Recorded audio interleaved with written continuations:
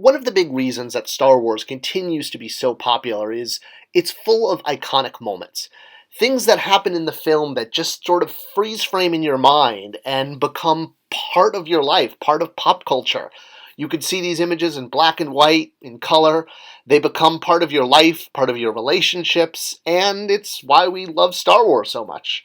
Now, obviously, these moments are tied to the fact that the characters in the movie are so iconic and so enthralling, for lack of a better word. Humans, droids, aliens, it's got it all. But Star Wars also has very iconic spaceships, and that's part of what I want to talk about today. Obviously, I'm a big fan of Star Wars characters. I collect lots and lots of Star Wars action figures, and yes, that's a whole other YouTube channel, or rather, YouTube playlist. But I also really love the vehicles, and the toy vehicles are some of my favorite, like the Micro Machines that came out from Galoob in the 90s. And when I was at Mattel as a brand manager and getting to work on the Hot Wheels Star Wars vehicle line was a real dream come true. I love Star Wars vehicles. And one of the things that fascinates me the most about them is their secret origins. We don't hear that much about them. We hear a lot about the characters. Now, obviously, everyone knows George Lucas is the creator of Star Wars and wrote the scripts and had the information beamed to him from a galaxy far, far away. But there were other artists involved, artists like Colin Cantwell, who was the main designer of almost every vehicle in the original Star Wars trilogy, all the way through Return of the Jedi. I think he may have even done some work on the Caravan of Courage. You can see his work that created for the original film that wound up penetrating the entire breadth of the epic. Concepts like those three-winged ships that became the Imperial shuttle, or early versions that would eventually become the X-Wing that started off as space cruisers. Even the Death Star was something he created. It wasn't originally a giant ball. Alright, so let's talk about some of the interesting designs and how he came up with them. You're looking at this design here and probably saying, oh, well, yeah, I know that one. That's the Leia's ship, right, from the first moment of A New Hope. Well, actually, this model was the original model for the Millennium Falcon. This was the way that Colin envisioned the main hero ship for the movie to look. Well, while George did like the look of the ship, and it definitely reflected that lived-in quality as well as sort of that World War II flying fortress bomber type, there was a realization that it was just too darn close from the Eagle from Space 1999, the Eagle transporter, which was their main hero ship. And yeah, I can see that. Elongated ship with a pointy cockpit. It was very close. So, while the Eagle transporter is not as iconic as a lot of the Star Wars ships, at the time when Star Wars was being developed, it was a very popular sci-fi show, and the idea was they didn't want to look like they were just ripping off something else. And not to just throw the baby out with the bathwater, which actually, you know why this phrase exists? It's because babies used to get washed last, and the water would be so dirty by the time the baby was taking a bath that when you'd throw out the dirty water, you might accidentally throw out the baby too. That's what that phrase means. Fascinating, isn't it? People really didn't bathe that much back in the day. All right, totally off track. So back to Star Wars. Yes, didn't want to throw the baby out with the bathwater and just get rid of a good design, so the cockpit was elongated and it was turned into the Tantive, which was Leia's blockade runner from the first movie, from A New Hope, the first ship that we see flying overhead, followed by the Devastator, the Star Destroyer. The Devastator was the name of the Star Destroyer. Well, obviously we still needed a hero ship, and a Millennium Falcon was needed.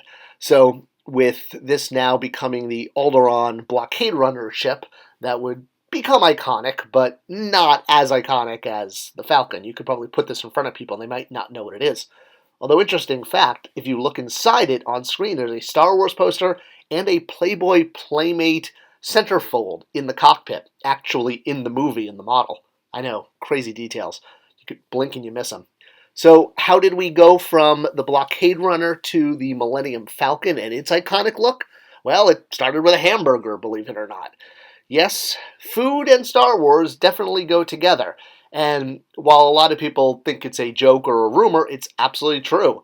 George and Colin were sitting in a deli, and they'd taken a bite out of a hamburger, and it was next to an olive, and George saw that and said, what about that? And Colin drew it up, and that was where the Millennium Falcon's iconic look came from. A hamburger with a bite out of it that had an olive sitting next to it on a plate.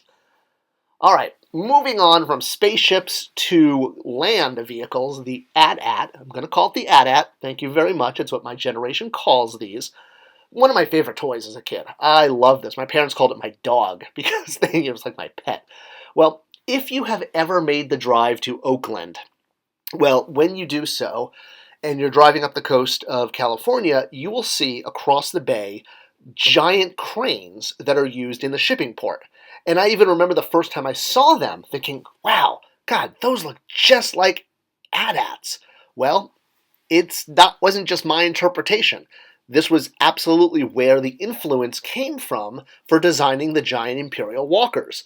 There's a whole slew of these that are essentially right off the coast sitting in the water, and whether their sort of neck is up or down, with the legs, with the body, yeah, you can see how driving past these on the freeway, it inspired. All right, another one that also got inspired by the California landscape, shall we say, was Boba Fett's ship, right? Everyone knows Boba Fett's ship. It used to be called Slave One, but now that Disney owns the property, it's now just Boba Fett's Starship, which, I guess that's more politically correct. Well, yeah, Boba Fett doesn't exactly do a facepalm, what can I say? Well, Boba Fett and his ship are iconic to each other. They share a color scheme, they are often packed together as toys, and he has a very, very iconic looking sci-fi ship. Well, what if I told you his ship was actually just a modification of a street light in San Francisco? I mean, I'm obviously not talking about this street light. That doesn't look like Slave One at all. But this one sure does. Yep, the street lights that were just outside of Lucasfilm back in the 70s. Well, looking up at the lights, Colin saw them, and bam, there you go, Slave One. They didn't, go up there and pull one of them down or anything and repaint it, but it was used as a visual design piece and jumping off point. All right, the Death Star. So in the original script, the Death Star was not a circle. It became a sphere when Colin wanted to make sure that it could be clearly seen and identified on screen in space. And it's obvious from some of the other shots and special effects that the look of the Death Star was, shall we say, fluid. It wasn't quite locked down when shooting happened, with the radar dish moving from the center to slightly up in the sort of northern hemisphere, shall we say. Now, the original model that Colin built was based on a giant globe that he ordered, and he was just going to modify that. But unfortunately, when the globe arrived, it was in two pieces, and it didn't quite fit back together the way he wanted it to. And this was going to be a problem with lighting for the film, if you could see a crack going around the center of the globe. You mean shrinkage? Yes! Significant shrinkage. So how did he solve this shrinkage issue? Well, he said, what if we have a trench running around the outside of the Death Star? And when he presented this idea to George Lucas, George said, wow, that's great, I love it. And that became the trench run, the final scene of the iconic battle. Talk about iconic scenes. So that's why we had a trench run, because the sphere would not go back together due to shrinkage. All right, the X-Wing fighter, Luke's main ship and the hero ship of the Rebel Alliance. Well, that one doesn't have too complicated of an origin. Essentially, Colin was on his night off and was playing darts in a pub, and as he was tossing darts at the dartboard, he thought, hey, that would actually make a great design of a spaceship with multiple wings coming out the back like that. Obviously, a few different designs went by, and the wings were moved more towards the middle, and he wanted them to have the effect of a cowboy drawing his gun. That was the idea of the wings separating. It was a hero getting ready for the fight. And yeah, it kind of really does have that feeling. All right, my favorite, though, of all of the explanations Colin has given for inspiration for ships is the flying pickle in outer space. And you probably know which one I'm talking about. This is the Mon Calamari cruiser, also known as Home 1. So yeah, he just always thought it'd be funny to have a pickle flying through space.